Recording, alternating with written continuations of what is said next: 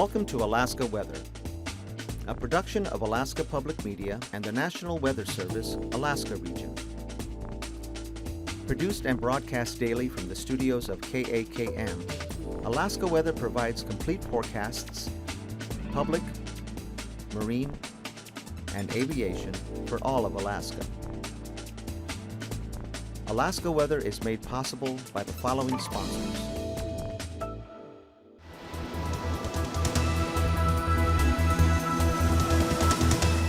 The National Weather Service. Good Wednesday, everyone. I'm meteorologist Dave Snider with the National Weather Service. It's the 23rd of September. As always, we encourage you to stay up to date with your local weather information, and it is changing a lot, especially in the north. We'll get to some of those watches and advisories for you with the next storm wave here in just a moment. You can always follow along at weather.gov/Alaska or get your latest forecast at the weather info line 800-472-0391. I've connected with many of you on Facebook. You can do that and stay up to date with the local weather picture from NWS Alaska. Certainly follow us there. And on Twitter, NWS Alaska with the hashtag AKwx. That lets us know you're talking about Alaska weather if you're just wanting to share a picture or talk to the folks at NWS Fairbanks, NWS Juneau, or NWS Anchorage. And you can get your daily afternoon map briefing on YouTube. Whether you follow the NWS Anchorage channel there or this station, you can get the complete broadcast following this show a little bit later in the evening and just kind of scrub along until you get to the part that you want to see, whether that's the Marines or the surface map discussion, or you're really interested in the aviation parts we'll get to in just a few. First of all, let's talk about the cold that's coming in. The first places to reach zero, let's have a nice slow clap for Toolik Lake and Galbraith Lake, up around 2,500 feet or so, give or take, on the Dalton Highway around the Hall Road there. On the north side, and you can see on the map, this is again just a little north of and west of Arctic Village and just below the summits there. First places to reach zero happened early this morning, so a little bit of a cool start and very slow warm up in those places throughout the day. So cold air is here. Winter, okay, yeah, maybe it's about now. Hazardous weather as we look out across the north and western coast and into Kotzebue Sound and the northern coast of the Seward Peninsula. We're also concerned about the next round of winter wind coming in. We have several waves of wind coming through. First of all, we're dealing with a stronger southerly flow. The coastal flood advisory, the high surf advisory, I should say, for the south-facing coastline has been allowed to subside at this point, but now we're talking about the next period for Thursday and into Friday. Because of that, high surf conditions are being watched all the way from Wainwright in the western Arctic coast, all the way into Kotzebue Sound and across the northern parts of the Seward Peninsula as well as the northwestern coastline there. So we're talking about high surf conditions that could be in effect from about 6 o'clock to 10 o'clock on Friday for Wainwright in the northwestern coast with northwest winds around 40 miles per hour. Again, that could be fairly strong there. The Chukchi Seacoast also expecting to see some high surf conditions. Again, that will probably crank up especially late Thursday and into Friday. The Baldwin and Selawik Peninsulas are under a coastal flood watch. That does include the Kotzebue region. We're also watching the Shishalik area with waves up above 2 to 3 feet above normal tide there. So that again could flood some low-lying areas like Kotzebue again. So beach erosion on top of some coastal flooding there. And we're watching for the northern sections of the Seward Peninsula, also looking for high surf advisories there as we go into Thursday and Friday. So the entire northwestern coastline as well as Kotzebue Sound region and the northern coasts of the Seward Peninsula, even the interior, could be affected by this very strong north and westerly push. You'll have a little bit more detail on the specific winds and timings for Thursday and Friday when we get to the marine forecast, so I urge you to stick around and watch the rest of the show with me here. Here's a look at what's going on in the Bering right now. You can see quite a bit of low pressure sitting just south of Petropavlovsk and the Kamchatka Peninsula. This, though, is being pushed northward, and all the moisture traveling up the west coast is keeping things very warm. The water right now across Kotzebue Sound is fairly warm considering what's coming in from the north and west. As you look at most areas across the North Pacific, things are fairly quiet. We have high pressure in command of most of the central chain and the southern parts of the Bering for now. That has been guiding in northerly winds down the west coast for recent days, but today the wind switched around to more of a southerly direction, and with that came rain across the YK Delta. Didn't look like a lot of it was falling, at least reaching the sensors, let's say. You could see on the radar picture that there was quite a bit of rain falling from the western half of the Seward Peninsula and all the way across the western sections of the YK Delta. More will be on the way as that marches eastward with that stronger southerly flow. Low pressure is still sitting across the eastern Gulf, and it's giving widely scattered showers to parts of central and southern parts of southeast primarily. Most of south central and the Copper River Basin, Kodiak Island, and the Susitna and Matanuska Valley have enjoyed a fairly dry and sunny, bright fall day, though a little bit on the cool side.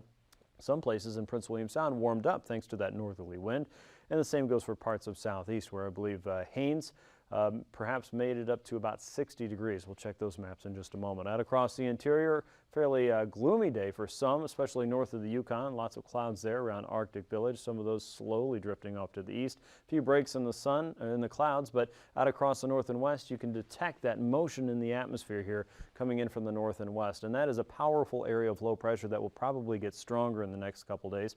997 millibar low just north of the Asian continent, and that is bringing that southerly flow up the west coast, and high pressure off across the north and eastern sections of the Beaufort, giving us that southerly flow off the north coast right now, but also allowing that really deep cold to settle in around Galbraith and Toolik Lake. High pressure sitting close to Adak and Atket, 1,034 millibars, is going to push that first wave of warm air closer and closer to the coast tonight. Low pressure still sitting across the eastern Gulf, just kind of doing its own thing over here, really not in any hurry to leave. It's got widely scattered showers surrounding it, but there's a lot of dry air that's kind of being pulled into the system too, so it's slowly migrating south and east. A few snow showers across the eastern Alaska Range, as well as Copper River Basin and northward into the eastern interior.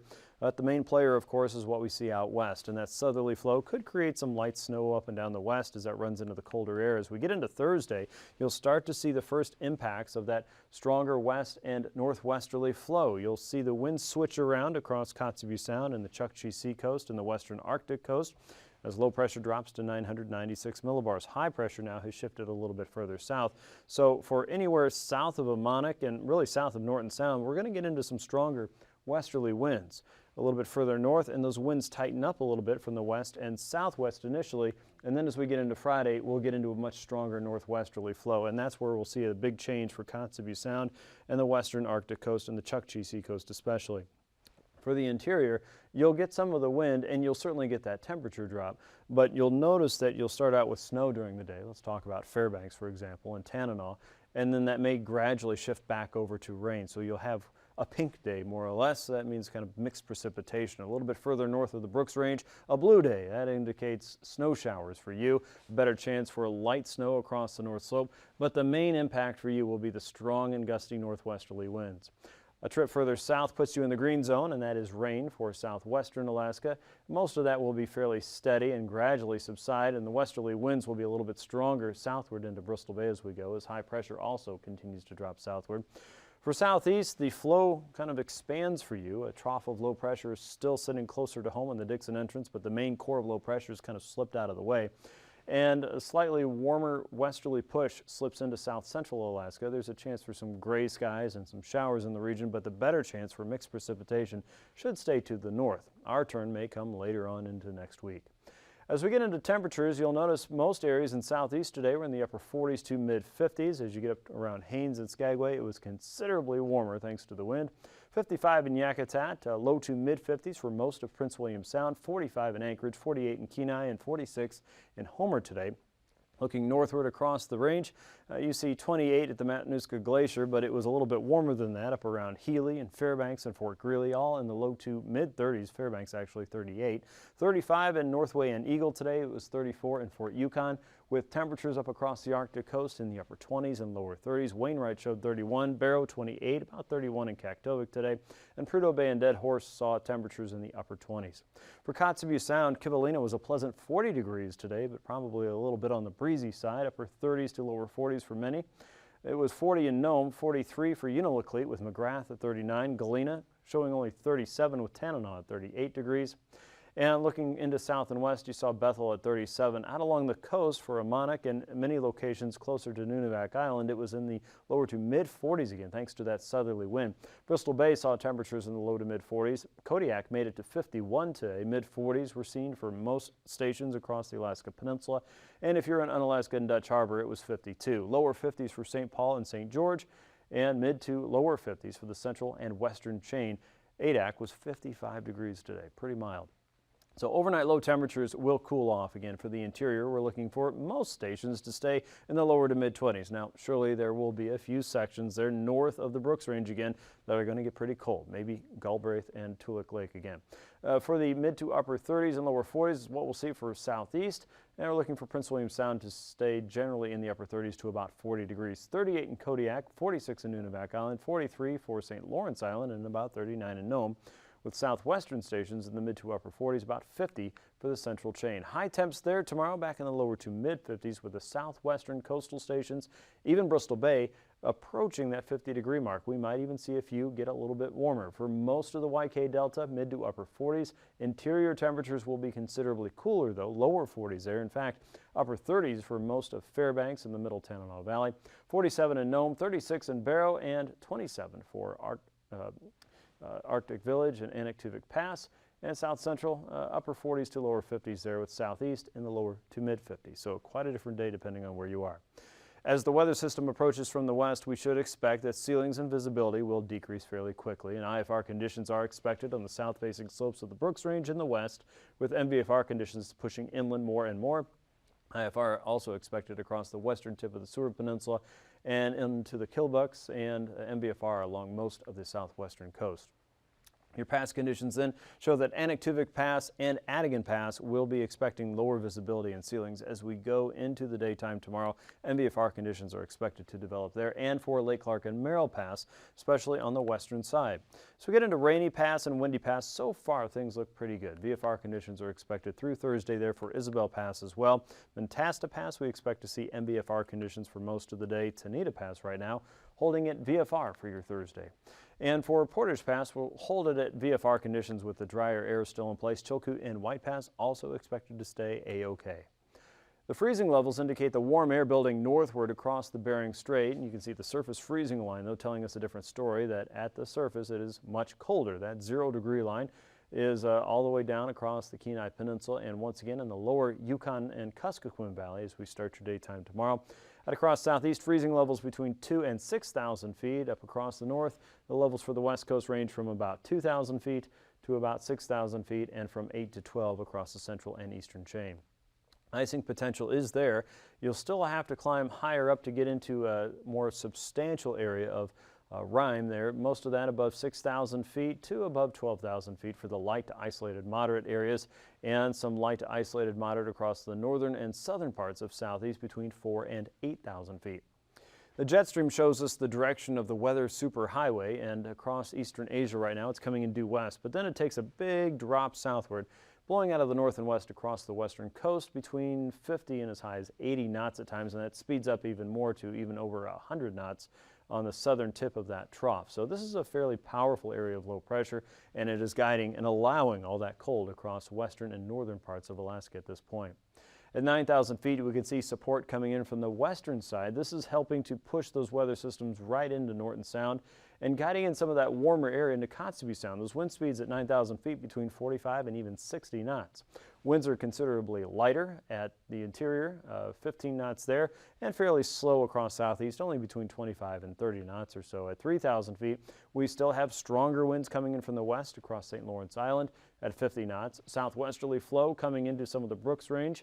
That's between 45 and 50 knots. And then lighter winds coming in from the north and west over the Alaska Range from 10 to 20 knots, and you see more of a southerly flow snaking through the southeast at 10 to 30 knots with southerlies across the north slope. And high pressures in command of the Aleutians, but that doesn't mean slower winds right now, 25 to 30 knots across most of the Bering, the Chain, and the Alaska Peninsula.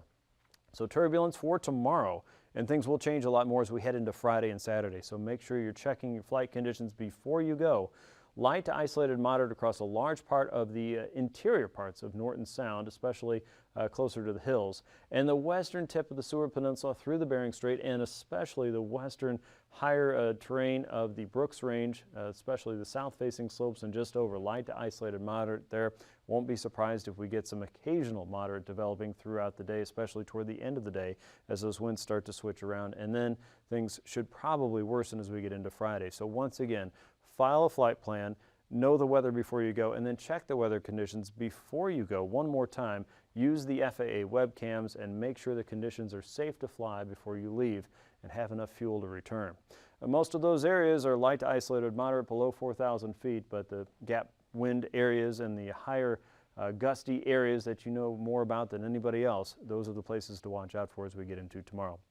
Let's look at your aviation forecast. I'll be back with a look at the sea ice edge, where we're finding new ice growing along the coast, and the sea surface temperatures, as well as your marine forecast, especially for the northwestern coast. Stay tuned.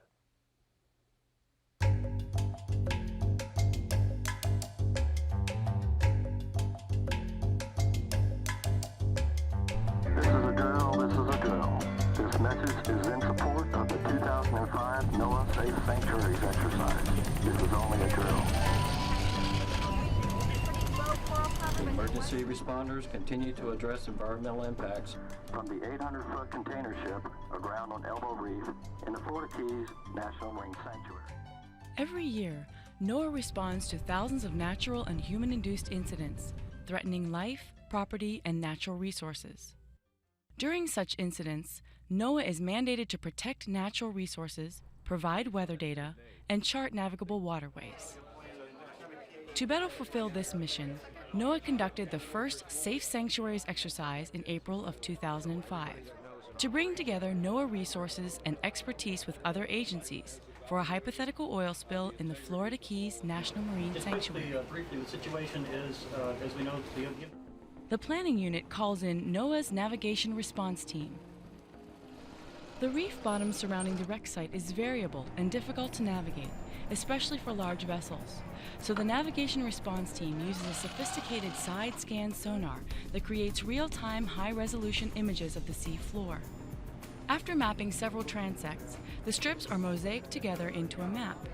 The map can then be coupled with marine charts and enables the planning unit to develop a salvage plan that will be the least disruptive to the sanctuary's sensitive environment.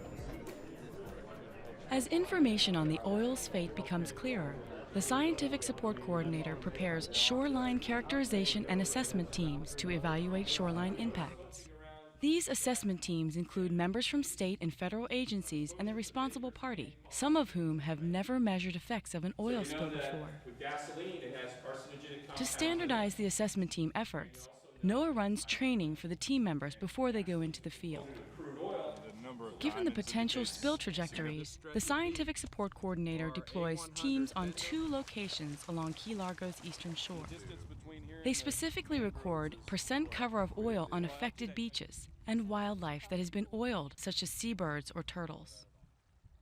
Returning to the command post, the assessment team leader presents the team findings to the environmental unit. The northernmost area is where we saw the heaviest hit by oil, and it was along. Also on scene is one of NOAA's Natural Resource Damage Assessment teams. This team collaborates with other groups from the Department of the Interior and State of Florida to work most effectively with the responsible party. This damage assessment team sends out assessment experts and sanctuary divers. They gather information on the natural and cultural resources that were harmed and at risk from the ship grounding and oil spill. Historical and cultural resources impart important knowledge of maritime history in the region. In this incident, the Portsmouth trader ran aground on a 1917 wreck, the City of Washington. Due to the oil spill, we were only able to assess the injury to the anchor damage that occurred, and we found 2 anchor scars. A marine archaeologist from the sanctuary evaluates the injury to the City of Washington, as it represents a significant historic site and is listed on the Florida Keys Shipwreck Trail. Using information provided by the Navigation Response and Damage Assessment teams, the Unified Command develops the best strategy to extricate the trader and avoid further injury to both the reef and the historical wreck. The Portsmouth Trader exercise also provides an important opportunity for NOAA to evaluate and improve its response and safety procedures. To check the accuracy of the oil trajectory model and provide another set of observations to understand surface currents in the Florida Keys, 2,000 wooden drift cards were released near the grounding site. The reef structure, tidal currents, Gulf Stream, and winds make this area tricky to predict currents, and over the next 2 days, oceanographers monitor the drift card movement. In this case, These biodegradable cards move straight into the mangroves along Key Largo's eastern shore, confirming the trajectory model outputs created earlier in the response. The public is reminded to avoid touching the oiled areas or wildlife due to human health concerns and possible wildlife injury. Throughout a spill response, public safety is also a key concern. NOAA sends out an all hazards radio broadcast, warning people of natural and man-made disasters. The Safe Sanctuaries exercise and real groundings like it represent continuing risks to our coral reefs, shorelines, and marine resources. NOAA recognizes these threats and continually develops and tests effective response plans to protect life, commerce, and our natural and cultural resources.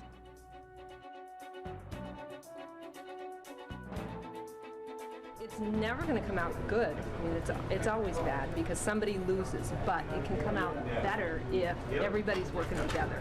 If you got a cooperative RP, if you got, the Coast Guard is being able to play the role they need to play, if all the state agencies and the local communities are able to play the roles they can play. And if NOAA gets to play the role we can play, then you bring everything together, people cooperate, and it'll come out less bad than it could otherwise.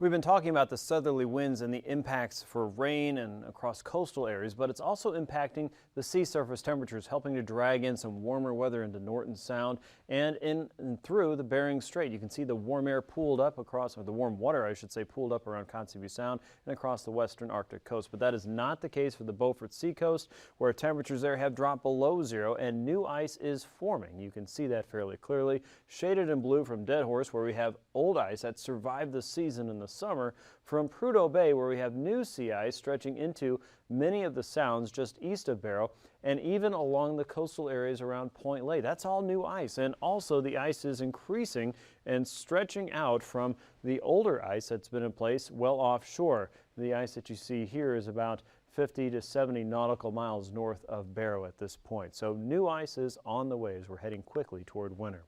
Here's a look at the winds and waves now for southeastern Alaska and your marine forecast, showing northerly winds coming out of the Lynn Canal through Stevens Passage at about 15 knots and running against 25-knot winds coming through Clarence Strait with a 5-foot sea. Northerlies will come down the outer coastline about 10 knots or so, with 5 to as high as 7-foot seas in most areas. As we get into Friday, look for southeasterlies to return to the inner coast with 15 knots and 3-foot seas there, and an onshore westerly flow coming in at 15 to 20 knots in most areas, with seas ranging from 4 to 5 feet from the Dixon entrance north toward Yakutat. Across south central, northerlies blowing across the Kenai Peninsula and a little bit faster through the Barren Islands, 15 to 20 knots there, 15 knots inside and outside of Prince William Sound with 3 to 4-foot seas, and looking for winds to pick up over Shelikof Strait and then over Kodiak Island up to 20 knots in the western Gulf with 4 to 5-foot seas, 10 knots inside of Cook Inlet. But that becomes 25 knots as we head into Friday with a stronger southwesterly fetch. Westerlies coming into the western Gulf, 25 to 30 knots there, 6 to 7-foot seas, and still watching for some higher gusts around the Copper River Basin, but that should diminish as we get into early Friday morning with the winds switching around. Across the Alaska Peninsula, west to northwesterly winds are expected for the Bering Sea Coast, 15 to 25, 5 to 7-foot seas there, and 6 to 9-foot seas for the Bering Sea Coast, including inside areas of Bristol Bay. For Friday, 25 to 30-knot wind across the Bering Sea, 6 to 9-foot seas there, 5 to 7-foot seas across the Pacific Coast with a 25-knot wind from Castle Cape to Chignik and a 5-foot sea. For the Aleutians, the central and eastern chain should see south and westerly winds, 15 to 20 knots there in most areas, a little bit stronger south of Nikolsky and Unalaska with a 6-foot sea. South and easterly winds will be running across Kiska to Attu, 25 knots with a 9-foot sea. And as we get into Friday, a stronger southerly wind will develop with 25 to 30 knots coming in ahead of that low pressure system. 7 to 9-foot seas in most areas from Unalaska to Adak, 11 to 13-foot seas on the Pacific side. Not across the west from Adak all the way out toward Attu, you're looking to 8 to 12-foot seas with a 25-knot wind. Across the west coast, a stronger and persistent westerly wind on the south side of this low pressure system in the north, 20 to 25 knots, looking for 8 to 11 foot seas, 8 foot seas in the Pribilofs on the 25 knot wind, and 8 foot seas also crossing around St. Lawrence Island, heading for Amonic and into Norton Sound. By Friday, you'll see a little bit of a northwesterly shift. That'll bring winds in around 20 to 25 knots to Hooper Bay and St. Lawrence and St. Matthew, but we'll hold on to that southwesterly flow coming into the Kuskokwim Bay as well as the Pribilofs with 8 foot seas in the southern Bering. Now for the north, watch the western coast carefully. Southerly winds coming up the west as we head into Thursday. Winds well over gales, 40 to 45 knots with 10 to 12 foot seas. Southwesterlies inside of Kotzebue Sound at 30 knots with 7 foot seas. Once again, high surf advisories for many and coastal flood advisories or coastal flood watches are posted now for areas around Kotzebue as well. As we get into Friday, the winds switch around the other direction. Northwesterlies still holding strong at 40 knots with a 14 foot sea. 12 foot seas coming into Kotzebue Sound on a 30 knot wind. Across the Beaufort Seacoast, 10 to 20 knots still from the north and south, or from the south and southwest, and that includes areas closer to Barrow with a 6 foot sea. So recapping tonight's weather, a strong storm's moving across the Chukchi Sea at 991 millibars. We have widely scattered rain showers in southeast, dry conditions in the interior and south central, and the eastern part of the North Slope. But as the storm crosses the Bering Sea, the Bering Strait, and brings the front into western Alaska, the winds will continue to pick up. Areas of rain and snow should be expected across the west, as well as potential for high surf conditions and some minor beach erosion. Watch for the potential of coastal flooding if you're around Kotzebue and across the Baldwin and Selawik Peninsula there. Look for areas across that region to see a stronger north and westerly flow as we get into Friday, and temperatures will continue to drop. For the interior, we'll see snow showers turn into rain during the day on Friday, but colder air will continue to set in across the North Slope with a chance for snow. That's a look at your Alaska weather. Have a good night. These forecasts are to be used for planning purposes only. Call 1-800-WX-BRIEF for a formal pre-flight briefing. Always file a flight plan before you go flying. The U.S. Coast Guard Auxiliary urges you to leave a float plan with a friend or the harbor master before you go boating. Alaska Weather is made possible by the following sponsors.